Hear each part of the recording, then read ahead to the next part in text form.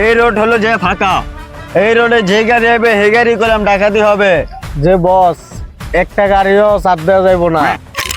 ধর ধর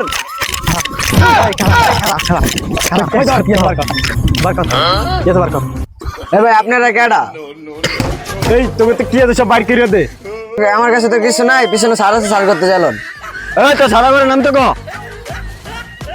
কি রে, নামে নাই? না বস নামে নাই। এই নাম নাম নাম, এই নাম নাম নাম। আর আপনারা কি বাহিনীর লোক? স্যার কই যান? আমরা কোন সার করতে যাইতেছি।